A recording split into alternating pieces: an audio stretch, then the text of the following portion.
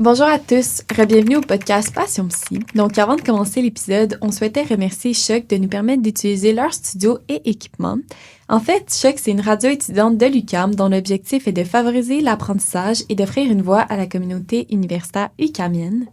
Plus concrètement, Choc, c'est un endroit à même l'UQAM où il est possible d'enregistrer, faire du montage et bénéficier de l'expertise du personnel. Il s'agit également d'une plateforme de diffusion de balados, d'émissions de radio, de reportages et de capsules. Puis on peut les retrouver sur les différentes plateformes de diffusion comme Spotify et Apple Music ou directement sur leur site web à choc.ca. Bonjour à tous et bienvenue à un nouvel épisode du podcast Passion Psy. Donc, dans l'épisode d'aujourd'hui, on a reçu Andrew Durand, qui est étudiant au doctorat clinique en psychologie du travail et des organisations ici à l'UQAM. Donc, dans l'épisode d'aujourd'hui, nous avons parlé de son parcours au baccalauréat, y compris ses implications en recherche et en intervention, ainsi que sa réalité actuelle en tant qu'étudiant au doctorat. Puis finalement, nous avons terminé l'épisode en parlant de son nouveau site web ABD Psychologie, qui s'adresse notamment aux étudiants du baccalauréat. Bon épisode! Bonjour Andrew. Salut. Merci beaucoup d'avoir accepté notre invitation de venir échanger avec nous dans le cadre d'un épisode. On est vraiment content de t'avoir parmi nous aujourd'hui. Merci à vous de m'inviter, c'est super. Super. Dans le fond, on va entrer tout de suite dans le vif du sujet. Donc, on voulait savoir, quand est-ce que tu as eu un intérêt pour la psychologie? Est-ce qu'il y a eu un événement clé, une expérience clé qui t'a fait découvrir cet intérêt-là? Honnêtement, je pense pas qu'il y a eu un événement clé nécessairement, mais comme plusieurs personnes qui s'en vont peut-être dans des domaines de relations, d'aide et tout, j'avais vécu quelques problématiques en étant jeune, adolescent, début de ma vingtaine et tout ça. Okay. Puis l'intérêt est vraiment venu me marquer quand j'ai commencé à m'intéresser moi-même à la psychologie pour un peu essayer de me comprendre, me découvrir. Okay. J'ai commencé à lire plusieurs livres là-dessus et puis j'ai eu un déclic parce que je me suis dit, my God, j'aime vraiment ça, savoir me comprendre pourquoi je fais ce que je fais. Puis c'est vraiment de là qu'est venue ma passion un peu pour la psychologie. J'ai intégré le baccalauréat puis j'ai pas retourné. Est-ce que tu savais, en commençant le baccalauréat, que tu voulais te diriger après ça vers les cycles supérieurs ou est-ce que c'est quelque chose qui s'est plus précisé? Je le savais dès le jour 1. Okay. C'était pas mon premier domaine d'études. Quand j'ai commencé le baccalauréat, je le savais dès le départ que j'y allais. C'était pour viser le doctorat. J'avais une mission dès le départ. Puis justement, on se demandait, parce qu'on sait à quel point l'entrée au doctorat est contingentée, c'est pas facile d'y accéder. Donc, on se demandait au baccalauréat, quand tu es rentré, comment est-ce que tu t'es impliqué dans le fond? Quelles sont tes expériences? Oui, donc dans le fond, quand j'ai commencé le baccalauréat, c'est ça, j'ai commencé tout de suite à me renseigner qu'est-ce qu'il faut pour aller au doctorat. Donc, j'ai commencé à m'intéresser, à parler beaucoup aux gens qui étaient déjà au cycle supérieur.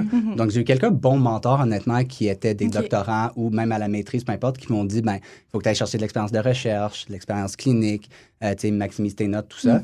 Donc, je pense, ma première année, peut-être fin de première année, je me suis intégré à un laboratoire à McGill, auquel je travaille encore actuellement, en fait. Donc, j'ai commencé en tant que bénévole et petit à petit, j'ai gravi les échelons. Et à travers cette expérience-là, honnêtement, j'ai vraiment pu avoir plein d'expériences en recherche et en clinique un peu simultanément parce que c'est un laboratoire qui est en oncologie psychosociale.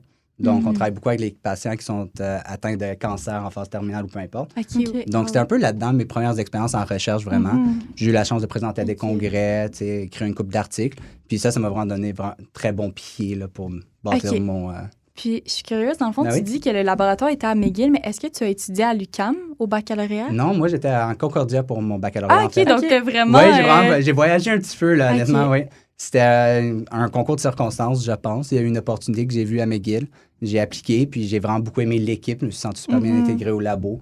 Et puis, de fil en aiguille, ça a bâti une confiance en moi. Mais c'est intéressant de savoir qu'on ne doit pas se limiter à notre école, qu'on peut vraiment vouloir aller plus loin. Ouais.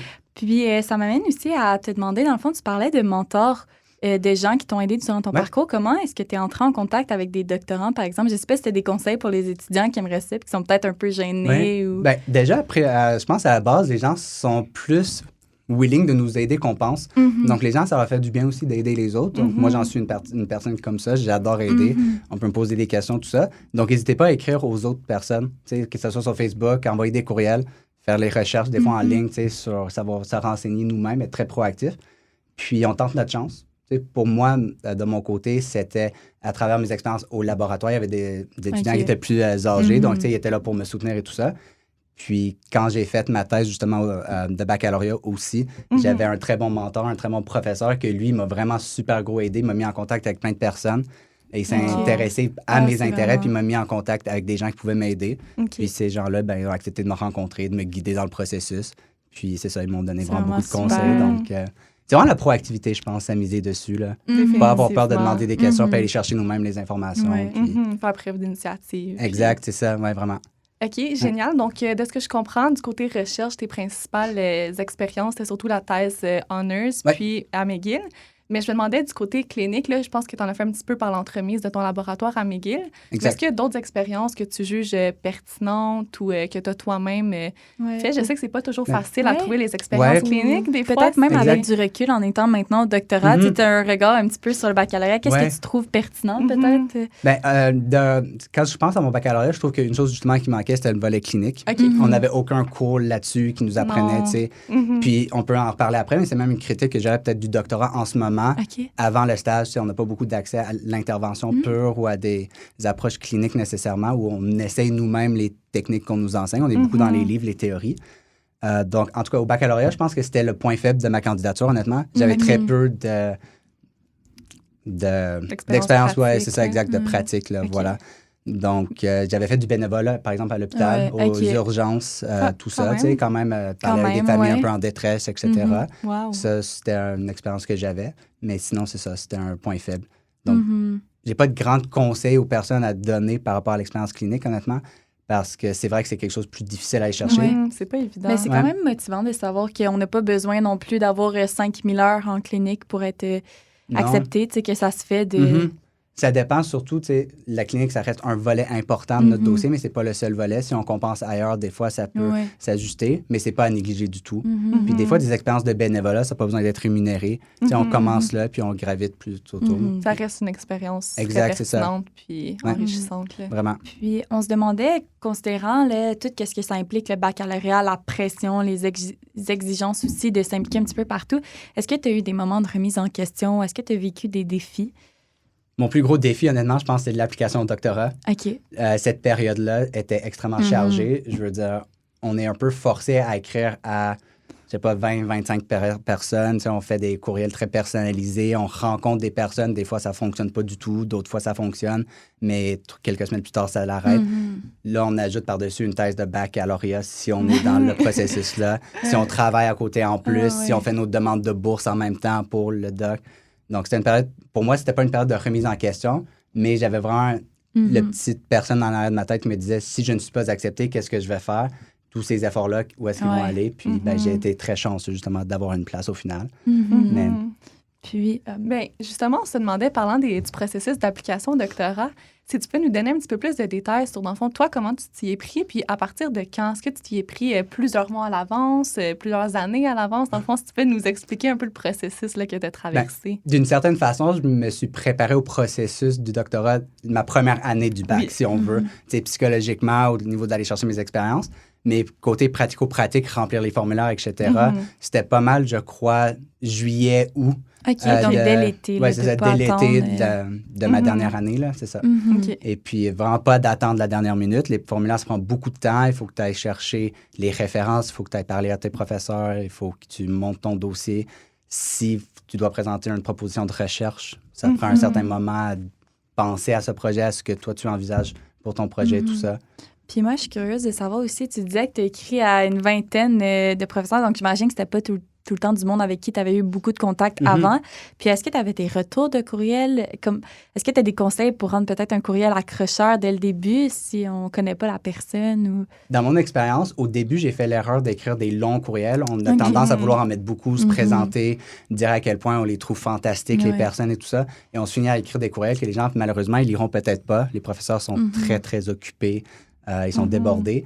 Donc, je dirais de garder le courriel court, mettre les informations essentielles, pourquoi on demande une rencontre, c'est quoi notre intérêt. Si on a des informations autres qu'on veut donner, on peut le mettre en pièce jointe, une lettre de présentation, par exemple. Et on envoie un peu ce gabarit template qu'on personnalise légèrement à chaque personne. Et puis, on l'envoie à autant de personnes qu'on peut. Puis, on attend de voir les retours. C'est Puis, ce qui a fonctionné pour moi. est-ce que généralement les gens vont céduler une rencontre avec toi? Comment ça fonctionne, mettons, à partir du courriel qu'on envoie quand la personne il y a un intérêt en retour? après ça, là, Je te dirais, pour moi, c'était pas systématiquement la même réponse. Ça Ok, dépendait ça varie vraiment vraiment. selon la personne, selon le professeur. Il y en a, c'était des non catégoriques. OK. Il y en a d'autres, c'était des peut-être, mais j'aimerais voir un travail écrit. J'aimerais Ok. que tu faut m'envoies une être proposition de prêt. recherche personnalisée à moi-même. Tu sais, donc un one page, par Ouais, exemple. Tu sais. ok, Donc déjà quand là, tu sais, même. t'as l'anxiété. Il y en a d'autres qui sont très rapides à dire oui, je peux te rencontrer la semaine prochaine, pas de problème. Puis ils sont très aidants, ils t'expliquent un peu le processus, quoi faire pour te donner les meilleures chances. Et c'est un peu là aussi que tu vois déjà la chimie avec la Ouais. personne, le type de personnalité avec lequel tu te vois travailler. Puis tu serais à l'aise justement de passer 5 années, par exemple, à Ouais. collaborer. C'est quand même un long moment, donc Oui, Ouais, c'est un c'est choix tu le vois, important tu le vois dès les premiers courriels à mon expérience. Parce que Ok. j'ai eu des retours que des fois, c'était pas super sympathique, c'était pas Ouais. super accueillant, c'était pas chaleureux. C'est vrai que ça donne une bonne idée de Ouais, ce qu'on donc- veut poursuivre. L'ambiance globale pour les, Ouais. Exact. les années suivantes. Génial. Puis maintenant qu'on en sait un petit peu plus sur ton parcours au baccalauréat, on aimerait parler de ta réalité actuelle au doctorat. Mais tout d'abord, si tu peux nous parler un petit peu dans le fond, de ta section d'appartenance. Dans le fond, c'est ça, je pense que tu es dans la section psychologie du travail des organisations. Exact. Donc, si tu peux nous parler un petit peu de qu'est-ce qui t'a attiré de cette section-là. Ben oui, bien sûr. Donc, je vais faire un petit retour au baccalauréat parce que c'est là que oui. ça a déclenché mon intérêt pour ça. J'ai été supervisé par un professeur, Alexandre Morin, à Concordia, que lui, son parcours professionnel était beaucoup dans la psychologie du travail. OK. Et j'avais suivi un de ses cours, puis c'est lui qui m'a supervisé encore pour la thèse. Et il nous parlait souvent de la psychologie du travail de façon générale. Puis ça m'a vraiment beaucoup marqué, ça m'a intéressé de voir un peu l'étendue des projets qu'on pouvait faire en psychologie du travail et puis l'impact qu'on pouvait avoir sur les organisations, sur les établissements, etc. Et c'est de là que ça m'a décliqué l'intérêt. Puis il m'a mis en contact justement avec des profs qui pouvaient m'aider puis qui pouvaient m'intéresser. Puis donc, je suis allé à l'UQAM et puis me voici maintenant. Ah, c'est super. Puis est-ce que tu veux nous parler un petit peu plus du profil dans lequel tu es actuellement? Donc, comment tu as choisi ton profil? Oui. Donc, dans le fond, en ce moment, quand j'ai appliqué, j'étais au doctorat, le profil double, en fait. OK. Donc, CD, PhD. Et puis, ça, c'est vraiment venu, honnêtement, parce que je m'intéressais à la recherche beaucoup au baccalauréat. Je veux dire, mes expériences étaient majoritairement en recherche, beaucoup moins clinique. Donc, je me suis dit, j'ai peut-être un profil qui dégage la recherche. Je veux dire, j'ai toujours aimé les statistiques, etc. Mais je voulais aussi devenir psychologue, je voulais pouvoir pratiquer la psychologie du travail. Donc, j'ai appliqué dans le profil double. Mais de fil en aiguille, honnêtement, quand on a été dans la recherche pendant plusieurs années, ça a été mon expérience personnelle, je me suis rendu compte que j'aime vraiment pas ça suffisamment pour faire une thèse complète de doctorat, que ça me pesait vraiment lourd. C'était un stress supplémentaire à ma charge de travail. Donc, c'est déjà très demandant faire le doctorat. J'ai plusieurs projets personnels sur le côté aussi. Je dois travailler, etc. Donc, pour moi, la thèse, ça m'a rajouté vraiment une charge que je n'étais pas prête à accueillir, en fait, qui enlevait du temps que je pouvais dédier à d'autres projets puis à d'autres intérêts que j'avais. Et donc, j'ai fait la décision assez rapidement de changer pour le profil clinique, au final, le profil des psy. Et ouais, ça, c'est un bel avantage de justement l'UQAM, parce qu'on a la liberté de faire ce changement de programme. Là. Ouais. Puis justement, comment ça s'est passé, dans le fond, ce changement-là, de passer du profil double au profil clinique? Est-ce que ça a été quelque chose de très difficile à faire accepter par le département ou comment on s'y prend? Ouais. En tout cas, dans mon expérience à l'UQAM, c'était vraiment remplir un formulaire. Tant qu'on n'a pas fait déposer notre proposition de recherche officiellement, on a encore beaucoup plus de flexibilité à la faire changer. Parce que quand on a déposé notre projet de recherche, puis ils ont accepté que ça serait un projet d'une telle ampleur, dire qu'on va faire un projet qui serait peut-être la moitié ou un quart, peu importe, ou juste une partie, c'est plus difficile. Dans mon cas, je ne l'avais pas déposé encore, donc c'était super simple. C'était l'approbation de ma directrice. Puis un formulaire, j'ai envoyé au département, puis je pense dans le mois ou peu importe, j'avais changé le profil. Puis il n'y a eu aucun impact. La chose que je veux dire, par contre, qui est un peu plus difficile par moment, c'est déjà si ton directeur ou ta directrice t'a pris en tant qu'étudiant en sachant fortement que tu allais faire un projet d'une thèse, ils vont peut-être être un peu froissés ou pas accepter du tout que tu changes parce que pour eux, ça change leur rendement, ça change leur perspective. Et si tu as reçu une bourse aussi, tu sais, d'un grand organisme subventionnaire, ça peut venir affecter parce que c'est un enjeu important à considérer. Puis, je ne l'ai pas vécu, mais j'ai connu des gens qui ont eu des pépins par rapport à leur bourse. Donc, c'est quelque chose à garder en tête aussi. Oui, super. Puis, est-ce que tu veux nous parler un petit peu du projet? Parce que même si tu n'es plus en recherche, tu fais quand même un essai doctoral. Donc, est-ce que tu veux nous parler un petit peu de ton sujet? Oui, bien sûr. En fait, le sujet, c'était pas mon sujet à la base. Je suis arrivé avec une certaine idée à ma directrice, puis on a lancé très loin dans le projet.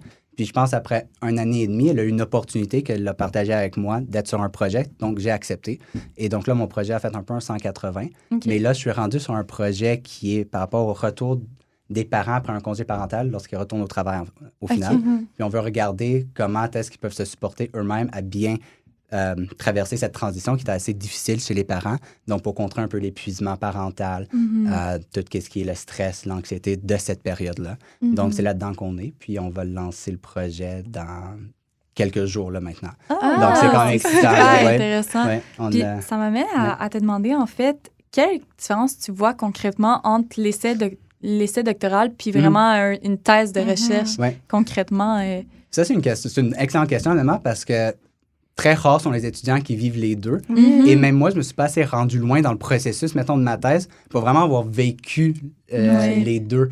Donc, c'est difficile à dire parce que moi, je trouve que, mettons, l'ampleur de mon projet pour un essai est quand même gros.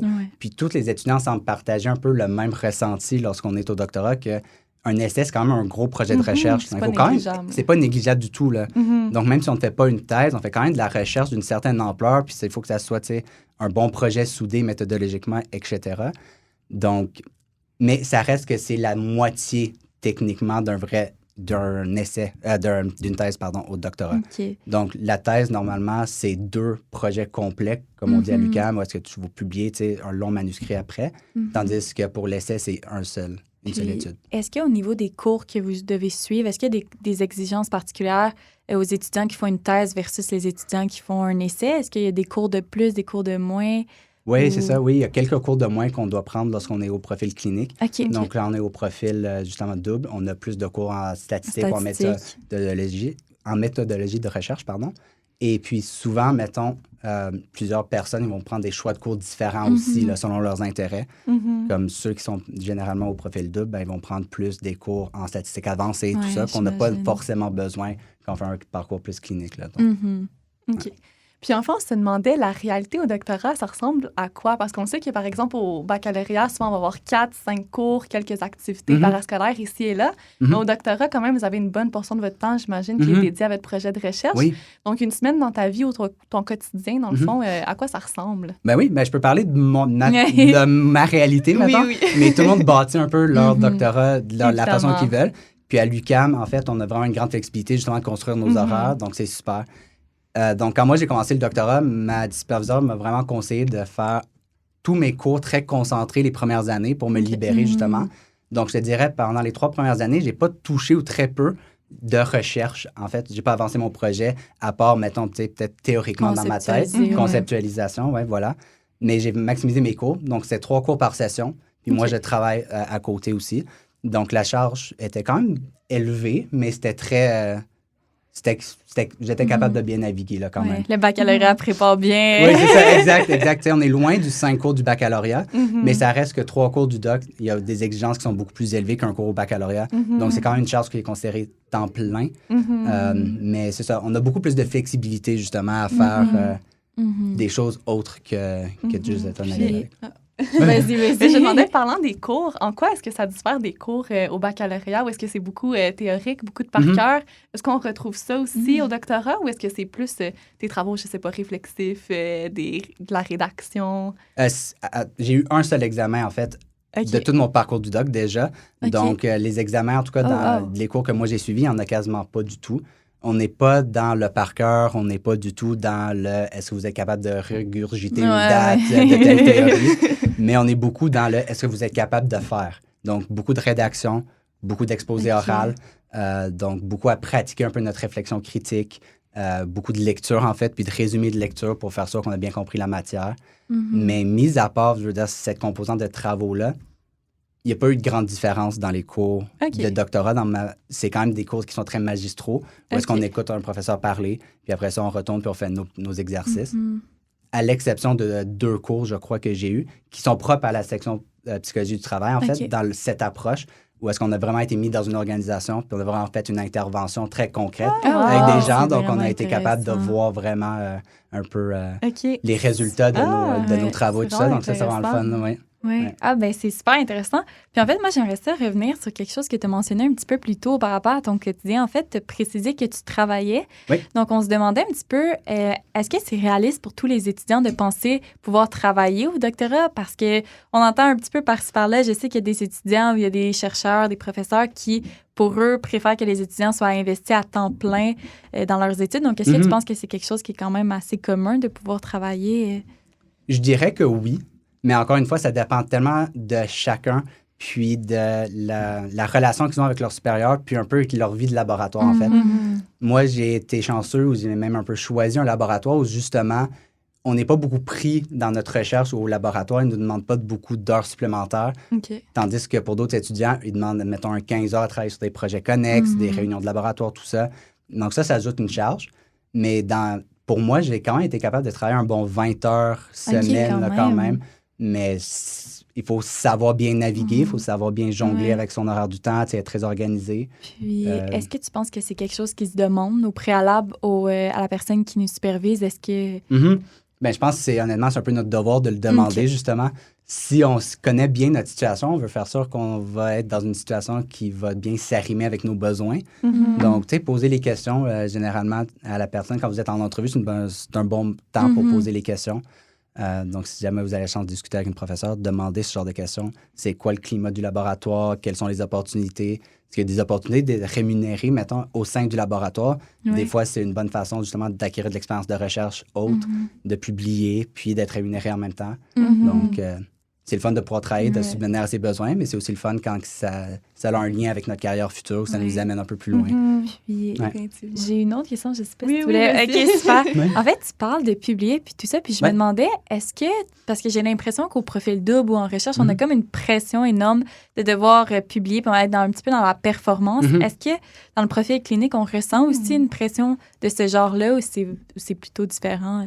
Je pense que la pression de publier, disons, descend beaucoup lorsqu'on est rentré au doctorat. OK. Et elle revient si, exemple, on veut continuer dans une carrière plutôt académique ou de recherche. Mais tant qu'on n'a pas fait ce choix-là, la pression est un peu, je ne veux pas dire inexistante, à part si on la met sur nous-mêmes, mais il n'y a personne qui nous force forcément à publier plus que d'autres, parce qu'on est déjà rendu un peu à notre objectif d'être au doctorat. C'est ça.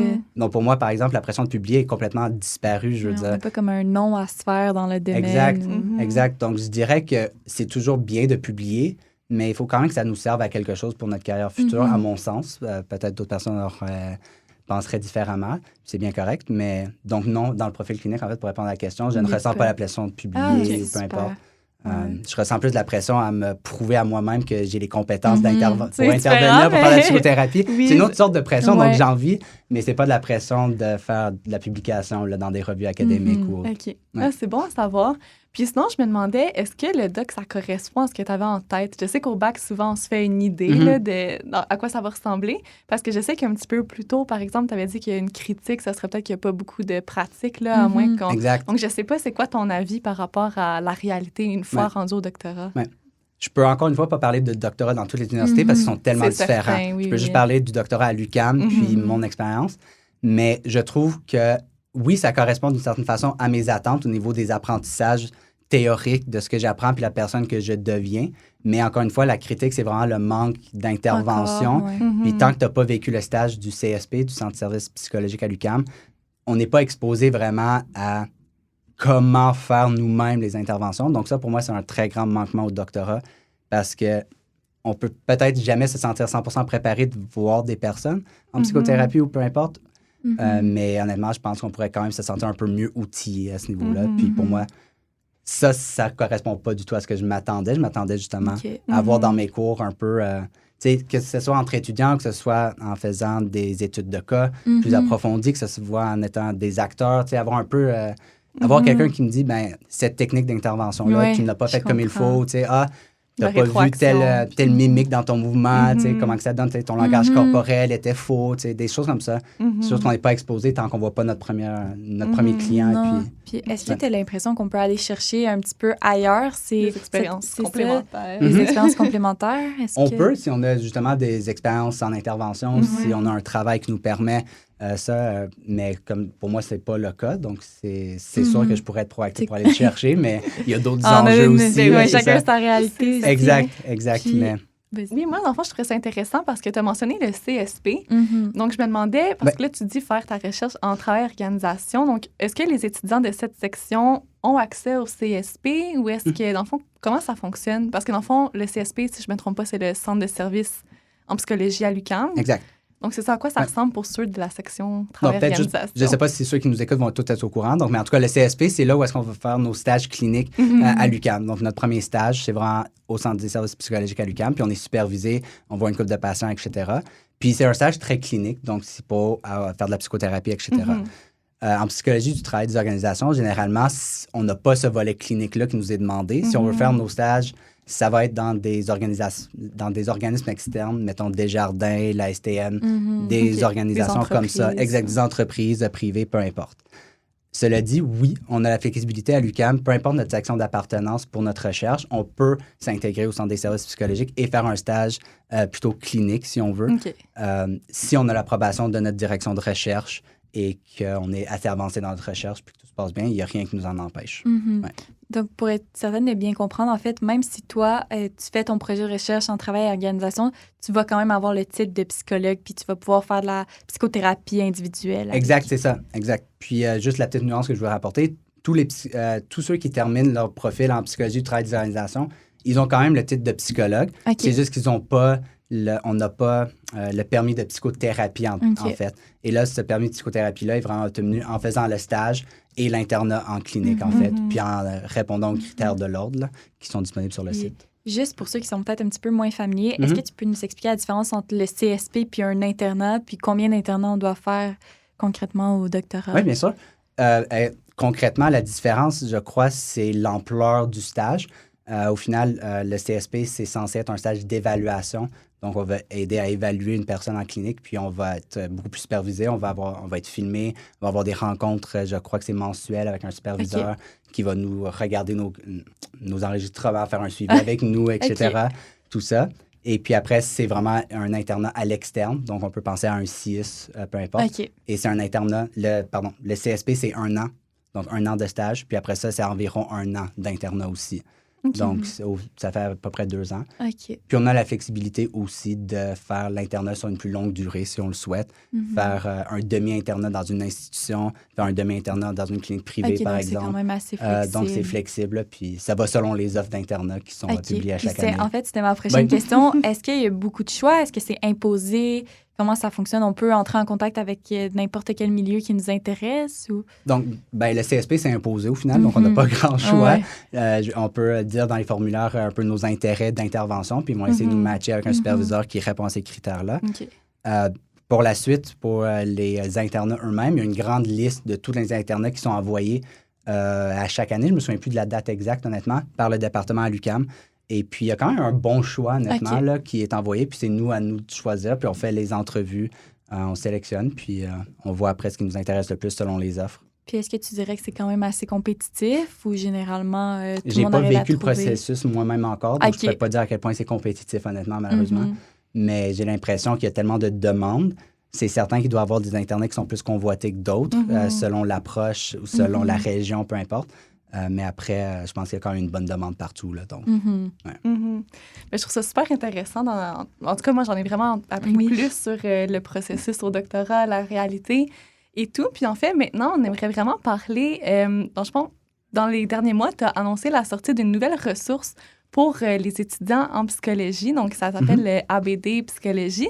Donc, est-ce que tu pourrais nous parler un petit peu plus, dans le fond, d'où est venue l'idée? Pourquoi avoir décidé de créer ça? Dans le fond, est-ce que ça répond à un besoin que tu as observé? Donc, on aimerait t'entendre là-dessus. Dans le fond, ABD Psychologie, c'est un projet personnel que j'ai eu, que j'ai monté. Donc, c'est un site web, en fait, comme vous le savez sûrement, où est-ce qu'il y a un guide, en fait, des demandes du doctorat pour un peu aider à guider les étudiants par rapport au processus, les étapes à suivre, puis quelques conseils, justement, disons, de réussite.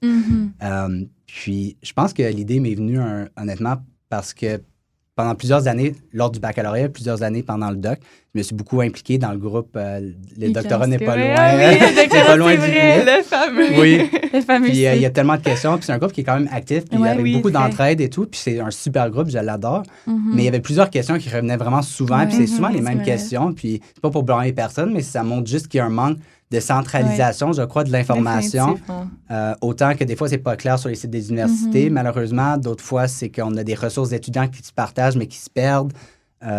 Donc, l'idée était vraiment de créer une place où je pouvais essayer de répertorier certaines informations venant de plusieurs sources et puis en faire justement quelque chose d'accessible à tous au final et qui puisse en aider. Oui. Puis, si tu veux en parler grossièrement de qu'est-ce que c'est concrètement le projet, là, puis peut-être à qui ça s'adresse. Est-ce que ça s'adresse aux étudiants qui veulent appliquer au doctorat ou c'est plutôt dès le début du parcours, on peut s'y référer puis ça peut nous guider? En fait, c'est pour tous les étudiants de tous les niveaux, que ce soit au cégep, baccalauréat ou même quasiment doctorat. C'est pas encore sorti le contenu pour le doctorat, mais c'est vraiment pour les étudiants en début de parcours, en fin de parcours, qui veulent avoir plus d'informations sur le processus du doctorat. Ça ressemble à quoi la réalité d'être un doctorant en psychologie, un peu qu'est-ce qu'on peut s'attendre dans les carrières en tant que psychologue, un peu un amalgame d'informations là, pour aider à devenir un psychologue au Québec au final. Donc, ça s'adresse vraiment à tout le monde intéressé par... Exact. Puis vraiment, pour le moment, on est vraiment dans les phases du début du projet. Donc, c'est pas mal du contenu qui s'adresse plutôt aux gens du baccalauréat, je dirais. Tu sais, début, milieu de parcours, peut-être fin de parcours aussi. Mais éventuellement, quand le projet va grandir puis prendre de l'ampleur, c'est vraiment sortir du contenu pour aider à traverser le doctorat, compléter sa thèse, vraiment un peu aussi partir sa clinique, par exemple, privée, tout ça. Donc, vraiment un peu suivre le processus du début, de l'inception de vouloir devenir psychologue jusqu'à l'obtention du titre, puis commencer sa pratique. Là. C'est un peu l'idée globale là, du projet. C'est une très belle mission, puis je pense que ça va répondre à beaucoup de questions. Puis en fait, je me demandais, parce que personnellement, j'ai consulté le guide, du moins qu'est-ce qui est sorti jusqu'à présent, puis j'ai vraiment été impressionnée, premièrement, par l'interface, puis la quantité, puis la qualité de l'information présentée. Là, c'est vraiment très professionnel. Donc, par curiosité, je me demandais, vous êtes combien à travailler sur le projet? Est-ce que tu as eu du soutien pour comme la mise en ligne du site web? Dans le fond, comment vous objectivement, pour le projet, on est une personne, mais j'ai eu beaucoup d'aide pour le contenu du guide, en fait. Donc, c'est moi, puis j'ai mon collègue Sacha aussi, Elbaz, qui est au doctorat avec moi dans la section de psychologie du travail à l'UQAM, qui m'a beaucoup aidé à réviser le guide, à assurer la validité du contenu et tout ça. Mais pour ce qui est le montage du site et puis le projet globalement, ça reste quand même mon initiative. Là. Mais Sacha, il s'est vraiment montré très, très aidant. Donc, un grand merci à lui là, pour tout le travail qu'il a fait pour le guide et tout. Ouais. Wow, mais quand même, c'est énormément de travail pour une personne. Je me demandais par curiosité, ça s'est échelonné sur combien de temps? Parce que là, tu dis que je sais que c'est encore en pleine croissance, mais considérant la quantité de contenu, ça fait combien de temps que tu travailles là-dessus? Ça doit faire, j'ai commencé ça, je crois, à l'été. OK, c'était l'été dernier. Oui, exact. Okay. Donc, ça a quand même... C'est plus productif. Oui, bien, honnêtement, c'était long, puis c'était beaucoup de travail. J'imagine. Et puis, je veux dire, c'était super passionnant. J'adore ça. C'est un travail vraiment qui me passionne parce que j'aime ça un peu aussi, apprendre comment les choses fonctionnent. Puis là, j'ai dû apprendre comment créer un site. Un peu qu'est-ce qui se cache en dessous du projet là, que j'ai eu à apprendre. Et puis, c'était vraiment très fun. Puis, j'ai vraiment mis de mon âme là-dedans. Mais ça a commencé à créer aussi des conflits de couple parce que là, je travaillais trop. Donc, honnêtement, j'ai dû un peu arrêter de peser sur l'accélérateur, disons. Puis, donc, mais je veux m'y remettre et puis je veux vraiment en sorte que ça se reprenne. Mais c'est vraiment beaucoup de travail. Ça m'amène à te demander, est-ce que si quelqu'un qui consulte ton site puis qui désire s'impliquer ou te venir en aide, est-ce que ça se fait? Est-ce que tu es à la recherche de gens? Ah oui. Je suis activement à la recherche de personnes qui voudraient s'impliquer, qui veulent collaborer d'une certaine façon. J'ai eu des gens qui m'ont déjà écrit pour essayer de collaborer avec moi et tout ça. Puis on est en communication active là-dessus. C'est justement, c'est le manque de temps des fois. Là, on est dans mon projet de recherche qu'on essaie de lancer, il y a le doctorat. Mais oui, s'il y a des personnes qui sont intéressées à collaborer d'une certaine façon, à écrire du contenu ou peu importe, il y a une façon là, où on peut m'écrire. Là, mes informations sont sur le site. Et puis on va les mettre aussi dans la barre d'infos, le lien. Donc, autant au baccalauréat, mettons un étudiant qui aimerait ça s'initier puis se familiariser avec tout ça, que quelqu'un qui est peut-être au doctorat. Oui, exactement. J'ai pas de critères par rapport à il faut être au doctorat. C'est sûr, pour la rédaction d'articles, des fois, il peut y avoir un petit enjeu à ce niveau-là. Mais si c'est pour s'impliquer du projet d'une quelconque façon, là, il y a vraiment de l'opportunité. Là, puis je suis super ouvert à ça. Là. C'est bon à savoir. Je pense que c'est vraiment une belle opportunité d'implication. Puis dans le fond, pour revenir au contenu, on se demandait comment est-ce que tu as fait pour récolter autant d'informations? Est-ce que tu as eu l'aide de professionnels ou de professeurs ou de gens sur le terrain ou des contacts au sein des universités? Ou est-ce que tu as récolté ça par toi-même? On se demandait... Elle a été un peu récoltée par mon propre processus à travers les applications au doctorat et en consultant tous les sites web des universités pour faire sûr que je partageais en fait de l'information qui était juste et véridique. Et puis après, c'était justement en consultation avec d'autres étudiants, avec le partage en ligne dans les groupes, avec mon ami Sacha qui m'a aidé à valider ou à rectifier certaines informations. Là. Donc, c'est vraiment un amalgame de sources, je dirais. Je trouve ça vraiment intéressant aussi que ça vienne d'un étudiant qui est passé par le processus parce que on se demandait, moi aussi, j'ai consulté ton site, puis chaque question que j'avais, je voyais des onglets qui répondaient là, pour donner une idée aux gens. On est vraiment... Puis non seulement tu parles un petit peu, tu démystifies, par exemple, qu'est-ce que c'est de l'expérience en recherche, mais tu donnes aussi des endroits où on peut s'impliquer. Je pense en clinique aussi, des types d'interventions qu'on peut faire. Fait que c'est vraiment un outil super intéressant. Merci. Ouais. C'est un peu l'objectif. Là. C'est encore en phase embryonnaire, mais j'aimerais ça vraiment faire en sorte que ça soit plus grand, plus interactif aussi. Qu'il y ait du contenu plus accessible. Si je ne me trompe pas, il y a même des outils concrets que tu mentionnes qui peuvent venir en aide, par exemple, aux étudiants, je crois, sur ton site. Je ne sais pas si tu veux en parler un petit peu. Oui, peut-être que tu fais référence à l'onglet ressources. Oui, en fait, je ne sais plus. Je pense qu'il y a PowerBrain que vous utilisez. Ah oui, exact. Il y a des outils. Oui. Donc, en fait, je vais parler de l'onglet ressources déjà. Donc, si les étudiants sont intéressés, il y a, par exemple, des gabarits de CV, de lettres de recommandation, des gabarits de lettres de présentation, puis même carrément comme des propositions de recherche qu'on va essayer de partager, justement pour donner une idée un peu de quand on est au baccalauréat puis on nous demande d'écrire une proposition de recherche pour le doc. Peut-être on est comme, oh mon Dieu, à quoi ça ressemble? Est-ce que j'ai les compétences? Puis bref, en tout cas, donc c'est juste pour partager un peu, démystifier un peu à quoi ça peut ressembler. Puis oui, sinon, pour revenir à ton PowerBrain, les gens qui me connaissent bien du doctorat, ils savent que je suis fervent de tout ce qui est productivité, tous les outils, tout ça. Et j'ai découvert Notion, en fait, qui est une peut-être que vous le connaissez, le programme, là. C'est un outil vraiment de productivité, de notes, d'agenda. On peut mettre nos tâches, nos projets, etc. Et donc, j'ai créé un système justement là-dedans qui m'a aidé vraiment à traverser mon baccalauréat, mon doctorat, qui me permet de gérer mes tâches, mes projets, mes deadlines. C'est lié à ma banque de données Zotero, donc tous mes articles s'importent dans mon Notion, donc je peux prendre des notes détaillées à même Notion. Je peux faire des liens entre mes articles. Puis ça, c'est accessible à tous. Par exemple, quelqu'un qui va utiliser le site peut avoir accès à cet outil-là aussi. Oui, donc il y a une version gratuite, en fait, de PowerBrain qui est gratuite sur le site. Donc ça, c'est pour les tâches, les projets, puis les fonctionnalités un peu plus de base, mais quand même très complet, là, ce que probablement la majorité des communs des mortels auraient besoin. Mais si on veut pousser plus loin puis avoir toutes les fonctionnalités, j'ai une version payante aussi là, qui est offerte si on veut découvrir un peu tout le monde de Notion et puis la productivité. Là. Ouais. C'est vraiment quelque chose que je me sers de tous les jours, puis ça honnêtement, je pense que ça m'a sauvé la vie. Parce que je suis quelqu'un fondamentalement qui a de la difficulté à m'organiser par moment. Et puis là, cet outil, ça m'a donné une place où tout mettre mon information. Et puis j'ai des listes, j'ai tous mes tests, tout est lié, j'ai des banques de données un peu de tout. Puis juste pour être certaine, donc PowerBrain, c'est toi qui l'as conçu, cet outil-là? C'est toi-même qui l'as monté? Ah, wow! Exact. Donc, c'est vraiment impressionnant. Ouais, merci. Donc, dans Notion, ce qui est intéressant, c'est qu'on peut créer nous-mêmes des gabarits, si on veut, qu'on peut redonner à d'autres personnes. Donc, c'est comme créer un système à l'intérieur de Notion qui peut être redupliqué dans le Notion de quelqu'un d'autre. Et au final, c'est ça, PowerBrain. Puis ça, c'est aussi intéressant pour les étudiants au baccalauréat qu'au doctorat. Là. C'est vraiment pour n'importe qui veut s'organiser, dans le fond. Exact. C'est même pas juste pour ceux qui sont en psychologie. C'est littéralement n'importe qui veut avoir une place où, justement, gérer ses tâches, mettre ses deadlines, gérer ses tâches à ses projets, savoir quand est-ce que quelque chose est à remettre, est-ce que j'ai fait quelque chose, combien de jours il me reste, peu importe. Vraiment une place où s'organiser. L'organisation, c'est définitivement un must au baccalauréat. Ça va être intéressant pour plusieurs, je pense.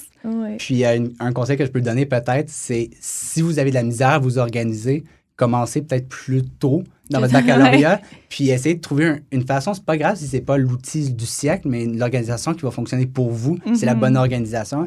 Mais il faut que vous ayez un système qui va pouvoir vous suivre au doc. Puis le mieux vous êtes organisé maintenant, puis que l'information va être facile à retrouver, le plus vous allez être préparé pour le doctorat, puis que vous allez pouvoir retrouver toutes les cours que vous prenez en ce moment sur, je sais pas, la psychométrie, la psychopathologie, peu importe. Ça va revenir, ces notions-là, au doctorat, c'est certain. Donc, le mieux vous allez être préparé pour les garder. Puis, de bien s'organiser. Exact.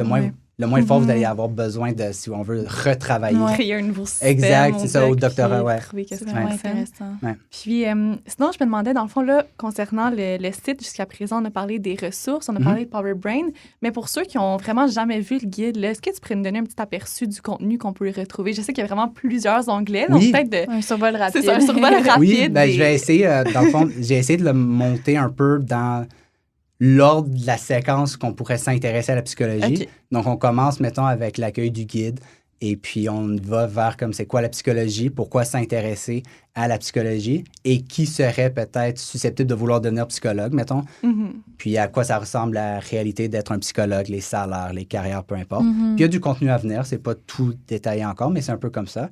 Et ensuite, on rentre tout de suite dans les critères de sélection, justement, pour le doctorat, qui est peut-être ce que les gens, ça va leur intéresser le plus, un peu. Puis là, on passe au travers comme, bon, ben, les notes, qu'est-ce qu'il faut avoir pour... quelles notes il faut-il avoir pour rentrer au doctorat? Puis quoi faire si on n'a, par exemple, pas les notes suffisantes selon où est-ce qu'on est rendu dans notre parcours? Puis là, on rentre dans des stratégies d'études, des stratégies d'organisation, etc. Puis là, on parle aussi, par exemple, bon, la recherche, qu'est-ce que c'est avoir de l'expérience de recherche? Comment est-ce qu'on va en chercher? Comment est-ce qu'on écrit une proposition de recherche? Comment est-ce qu'on peut prendre des notes de recherche, faire une recension des écrits? Donc, on passe vraiment à travers tout le processus de façon, je crois, assez structurée puis intéressante pour les étudiants. Puis après ça, justement, on passe les critères de sélection, donc un par un. Donc, on fait la même chose, mettons, pour l'expérience clinique, les lettres de recommandation, etc. Puis, on finit justement par un peu la réalité d'être un doctorant. Puis, à quoi ça ressemble, justement, d'être au doctorat. Donc, j'invite vraiment les gens à les consulter, puis ils vont peut-être trouver des ressources ou des informations qui peuvent vraiment les aider. Puis tu dis que tu es encore, dans le fond, au stade embryonnaire du projet, c'est ce que j'ai pu comprendre. Oui. Mais qu'est-ce qu'on peut s'attendre dans l'avenir un petit peu? Oui. Donc là, honnêtement, la prochaine étape du projet, c'est que là, j'ai lancé le site, mais une chose importante, c'est qu'il est juste en anglais pour l'instant. OK. Il y a juste la version anglaise qui est sortie, parce que la traduction, ça prend quand même un certain temps.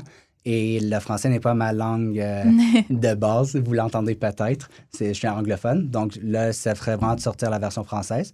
Puis par la suite, ben justement, je veux collaborer avec d'autres personnes comme vous, comme tout, pour un peu rapatrier justement toutes les différentes outils ou toutes les différentes choses qui pourraient intéresser des étudiants au doctorat, puis centraliser justement ces informations-là. Et puis offrir peut-être du contenu plus audiovisuel, justement, pour aider à avoir des tutoriels plus détaillés puis plus interactifs avec les personnes qui se suivent mieux. Donc, ce serait un peu ça, les prochains volets. On retrouve de tout, là, définitivement. Exact. Exact. Toutes les formes. Exact. Ben, ça serait ça un peu, l'idée générale. Moi, j'avais une petite question qui sort peut-être un petit peu du cadre actuel, mais dans le fond, parce que justement, en faisant quelques recherches sur ton site web, j'ai remarqué, je ne sais plus trop dans quel onglet, où est-ce que tu fais la distinction entre, dans le fond, le profil Doom puis le profil clinique. Oui. Puis dans le fond, qui dit un petit peu là, à quoi ça ressemble. Puis quelque chose qui a accroché mon attention, c'est que dans la description du DeepSy, c'est mentionné, dans le fond, que ça s'adresse aux gens qui s'intéressent peu ou pas à la recherche. Donc, je me demandais si, à ton avis, parce qu'un peu plus tôt là, dans l'épisode, on parlait que c'est quand même considérable, un essai doctoral. Est-ce qu'à ton avis, c'est possible de réaliser un doctorat clinique si on n'a pas d'intérêt pour la recherche? Oh, la question! La réponse, je vais la nuancer, mais je crois que c'est oui. Okay. C'est possible. La raison que je crois que c'est possible, c'est que le volet recherche est quand même minimisé, mais quand même, il y a quand même une très grosse ampleur, mais comparativement à une thèse, c'est un peu moins. Et ça prend moins de place du doctorat, puis c'est pas vers là où est-ce qu'on s'en va pour notre carrière. Donc, si ça nous intéresse moins, on peut quand même le faire. Puis, il faut pas oublier que malgré que ça va être une grande charge, puis ça va être difficile si on n'a pas l'intérêt pour faire de la recherche, ça reste 5 ans de notre parcours. On est capable, je pense, de passer à travers ces 5 ans-là, même si on n'a pas un grand intérêt, si on garde la vision qu'on va devenir psychologue, puis c'est ce que l'on veut. Puis après ça, la recherche, on peut la mettre de côté pour vraiment notre parcours professionnel. Je trouve ça intéressant parce que j'ai l'impression qu'au baccalauréat, on se fait souvent dire si vous n'aimez pas la recherche, le doc, c'est peut-être mieux d'envisager une autre avenue. C'est motivant. Donc, je trouve ça vraiment motivant de savoir que c'est pas obligé d'être passionné de recherche. Exact. Puis je dis ça parce que je ne suis moi-même plus un passionné fou de la recherche. Je le fais parce que c'est une obligation du doctorat. Puis je le fais pas nécessairement à contre-cœur. J'aime mon projet, j'aime la relation qu'on a, mais je le sais fort bien que je ne m'en vais pas là-dedans plus tard en recherche, peu importe. Donc, je le fais plutôt pour avoir le titre de psychologue. Puis, est-ce que tu penses que si tu avais appliqué au DeepSeek directement, tes expériences en recherche auraient été aussi importantes dans le sens où quelqu'un qui veut faire de la clinique puis qui veut aller au DeepSeek et non au profil double ou en recherche, est-ce que c'est autant important d'avoir des expériences de recherche ou est-ce qu'on peut mettre son temps ailleurs? De ce que j'ai vu par rapport aux critères de sélection pour les universités qui montrent vraiment un peu comment ils vont noter les dossiers étudiants, par exemple, on ne peut pas vraiment passer à côté d'expériences de recherche. Il en faut parce que même au profil double versus le DeepSeek, mettons, il accorde 5 points de différence versus si on a ou non de la recherche. Okay. Donc, c'est vraiment pas assez une grosse différence pour dire qu'on peut passer à côté. Exact. Donc, puis, est-ce qu'à l'inverse, il faut avoir vraiment beaucoup d'expérience en clinique ou est-ce que tu penses que si on a un dossier qui est quand même équilibré, qu'on a un petit peu de tout, ça se fait très bien aussi? Je crois que l'important, c'est vraiment d'avoir un dossier bien équilibré, comme je dis, parce que la différence entre les dossiers pour entrer au DeepSeek versus le profil double, on parle de 5 points qui est accordé en recherche versus en clinique dans chacun respectivement, de ce que j'ai vu. Donc, majoritairement, ils aiment ça avoir des dossiers équilibrés. Mais c'est important aussi de réaliser que des expériences en recherche peuvent aussi être des expériences cliniques. Donc, c'est tout comment on va nuancer nos expériences, comment on va les présenter, comment on va les amener. Est-ce qu'on a appris justement des habiletés d'écoute active dans notre expérience de recherche, par exemple? Ça peut être considéré plutôt clinique, même si c'est pas sur papier une expérience d'intervention. Ouais. Puis, ça m'amène aussi, étant donné qu'on parle un petit peu du dossier pour l'application au doctorat, est-ce que tu sais l'importance des notes aussi? Parce qu'on sait que l'expérience, c'est quelque chose, mais il y a beaucoup de pression sur les résultats académiques, donc ton rapport par rapport à ça. C'est encore mon expérience personnelle, puis c'est vraiment pas une recommandation que je fais légèrement, mais dans mon cas, j'ai été capable de rentrer avec, je crois, 3,67 à l'UQAM, qui est une moyenne quand même bonne, mais pour la psychologie, on va s'entendre à dire que c'est très bas comme moyenne pour rentrer en psychologie. C'est pas dans les hautes moyennes. Mais ça, c'est vraiment propre à l'UQAM, où est-ce que j'ai été capable de rentrer, parce que l'arrimage dans la section de psychologie du travail vaut beaucoup par rapport à l'admission en psychologie. Mais je crois que oui, malheureusement, on ne peut pas se passer à côté. Si on veut se donner les meilleures chances, il faut vraiment maximiser pour des notes. Là. Avoir un 3,9, 4, quelque chose dans ces eaux-là. Mais il ne faut pas se décourager à l'inverse, puis ne pas... il faut tenter sa chance, même si on n'a pas peut-être le dossier parfait, parce que comme tu... Exact, ça vaut tout le temps la peine de tenter sa chance, mais c'est ça, il faut rester aussi réaliste par rapport à nos dossiers. Puis si on est capable d'avoir un bon dossier équilibré, d'avoir de bonnes expériences en recherche ou d'aller compenser pour nos notes peut-être plus basses, mais ailleurs dans notre dossier... on peut compenser. Puis, j'avais une petite autre question par rapport au dossier. En fait, on parlait de l'importance de la recherche, même si on va aller au DeepSeek, parce que je pense notamment à l'UQAM, où est-ce qu'on a l'option de thèse de spécialisation, puis on a aussi maintenant au baccalauréat l'opportunité d'avoir une expérience plus en psychologie appliquée. Puis, de ce que j'ai compris de ton parcours, dans le fond, tu as réalisé ta thèse d'honneur à Concordia. Exact. Puis maintenant que tu es au doctorat en psychologie clinique, est-ce que tu penses que c'est, dans le fond, une expérience qui t'est utile? Est-ce que tu suggères de la faire même si on ne pense pas continuer dans la recherche plus tard? C'est une excellente question. Puis, mais avant d'y répondre, je veux juste nuancer un peu une réponse que j'ai donnée plus tôt en disant que la recherche était... On pouvait la faire même si on n'avait pas d'intérêt pour la recherche, de faire le DeepSeek. Là où est-ce que je veux dire qu'il faut quand même avoir un minimum, un intérêt de recherche, c'est que la psychologie, ça reste une profession qui est très axée sur les données probantes, sur la science. Donc, il faut quand même avoir un intérêt minimal pour s'intéresser à, justement, lire des articles scientifiques, s'intéresser à la science, aux théories, à ce qui sort, parce que, je veux dire, on est tenu par là déontologiquement de, justement, se tenir à ce qui est sorti. Donc, au niveau de faire de la recherche, on peut ne pas s'y intéresser tant que ça, mais il faut quand même s'intéresser minimalement à la science. Bref, pour répondre à ta question, excuse-moi. Il n'y a pas de problème. Pourrais-tu la répéter, en fait? Oui, certainement. En fait, parce qu'on parlait de l'importance des expériences en recherche, puis on a aussi parlé du fait que la recherche, c'est une composante quand même importante au DeepSeek. Donc, je me demandais, est-ce que tu recommandes aux étudiants de faire leur thèse de spécialisation, même s'ils ne pensent pas continuer dans le domaine de la recherche plus tard? Oui, en fait, je crois que faire la thèse de spécialisation, c'est presque un droit acquis. Ben, il faut quasiment qu'on la fasse. C'est pas une obligation, on s'entend, mais ça nous donne tellement une longueur d'avance, autant sur nos capacités en tant que chercheurs. Et même si on ne se voit pas en tant que chercheur plus tard, comme on l'a dit, il faut en faire de la recherche au DeepSeek. Et c'est autant plus compliqué faire un essai doctoral si on n'a jamais touché à la recherche tant que ça. Et c'est vraiment une belle façon de faire un essai, justement, au bac. Pas un essai, pardon, mais une thèse au bac. Et non seulement c'est une belle expérience au niveau de qu'est-ce qu'on apprend à faire pour la recherche, c'est aussi une belle opportunité de développer des super relations avec des professeurs, avec des gens qui peuvent nous aider justement à rencontrer d'autres personnes, à nous mettre en contact, peu importe. Donc, honnêtement, je recommanderais vraiment à tous les étudiants là, de vraiment faire leur thèse pour moi. Puis, en fait, ça m'amène à te poser un petit peu une question par rapport vraiment à l'administration, dans le fond, de l'application au doctorat. Donc, concrètement, une fois qu'on a un arrimage, l'arrimage se fait avant l'application, juste pour voir un petit peu une séquence chronologique. Donc, on entre en contact avec un professeur.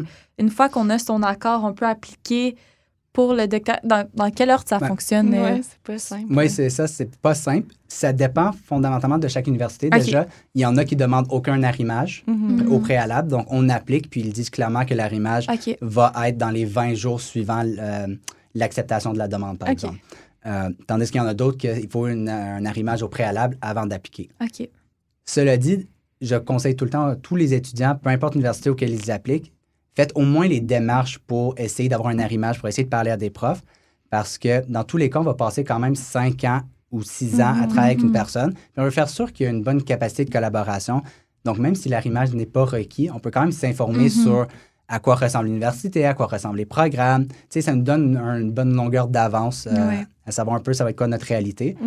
Puis pour les universités où est-ce que on a besoin d'un arrimage, justement, c'est là, on se prend vraiment d'avance, à peu près, je dirais, minimalement quelques mois avant la date limite, là.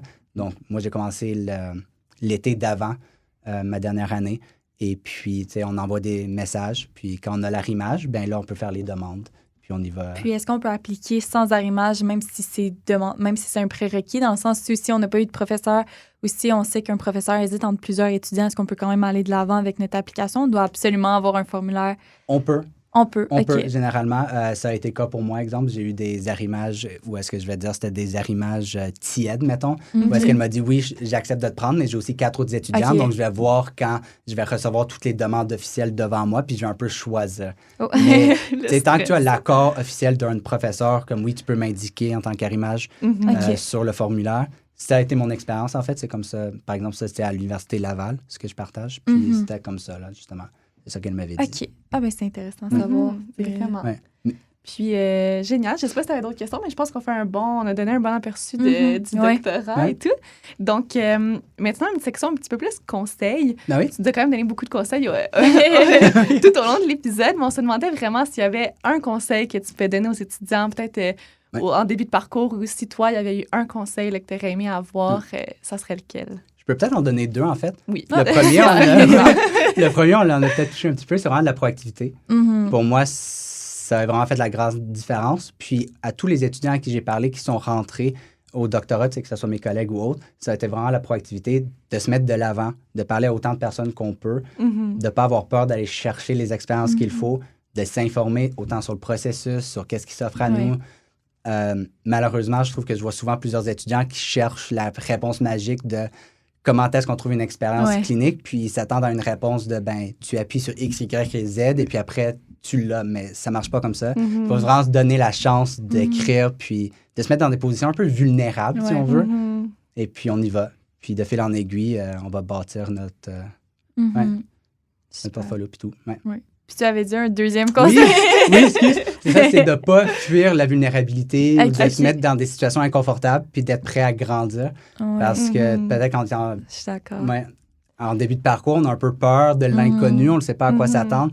Oh mon Dieu, j'ai été invité à une conférence où il faut que je présente telle chose. Parler à un prof, ça peut être stressant. Vraiment. J'ai jamais vécu d'entrevue clinique ou j'ai jamais première entrevue pour un stage de bénévolat ou je sais pas quoi.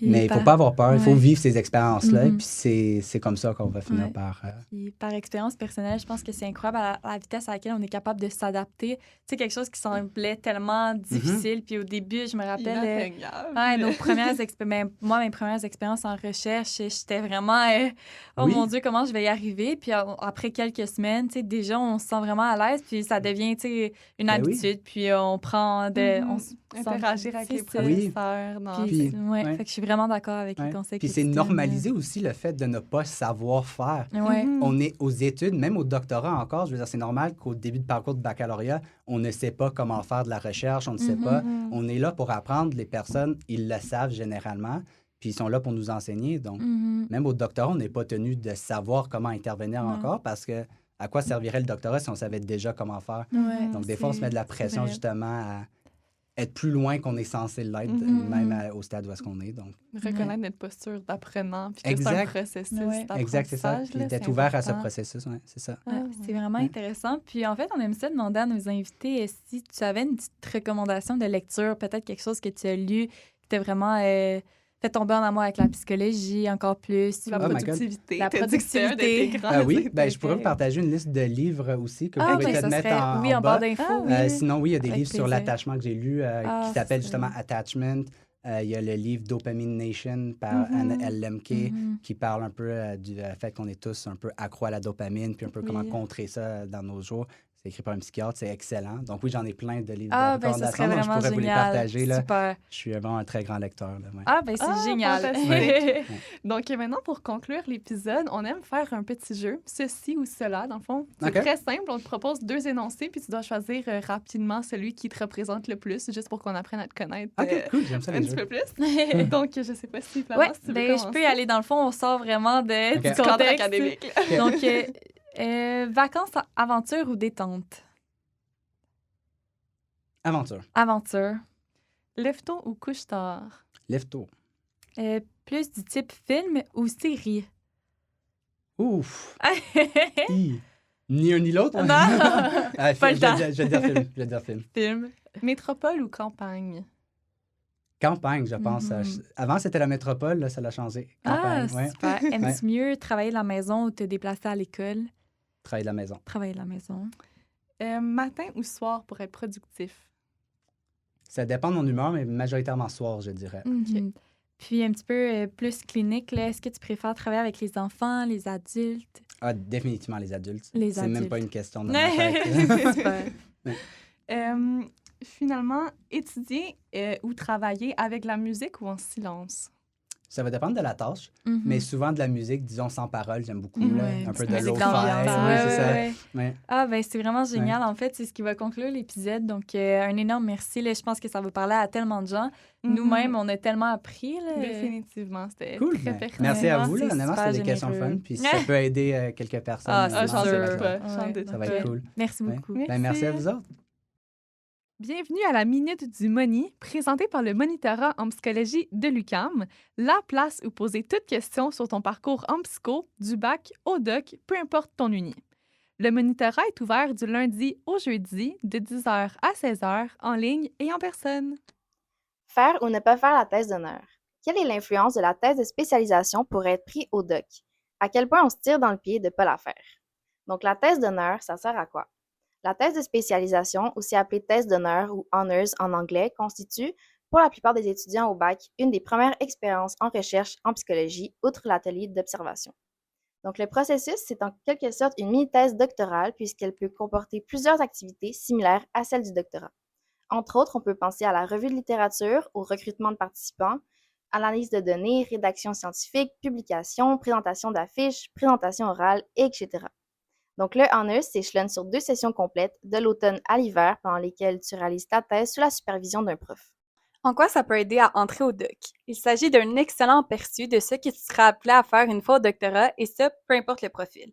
Ça donne aussi une très bonne idée de la capacité de l'étudiant à traverser avec succès ce genre de processus. Par conséquent, la thèse d'honneur témoigne généralement bien de tes compétences en recherche auprès du professeur avec qui tu souhaites appliquer, en plus de te permettre de tisser un lien avec un potentiel directeur de recherche. Par ailleurs, ça aide beaucoup à garnir un CV grâce aux opportunités que ça peut engendrer. Donc, affiches, présentations orales, articles ou encore publications. Donc, est-ce que c'est un passage obligé avant le doc? Absolument pas. Il faut savoir que la thèse de spécialisation, c'est une expérience de recherche comme une autre. Donc, autrement dit, une expérience de recherche réalisée en parallèle de ton parcours scolaire peut valoir tout autant, sinon plus, que la thèse d'honneur. C'est donc pas obligatoire ou nécessaire d'en avoir fait une. Plusieurs doctorants ont été admis sans avoir passé par la thèse d'honneur.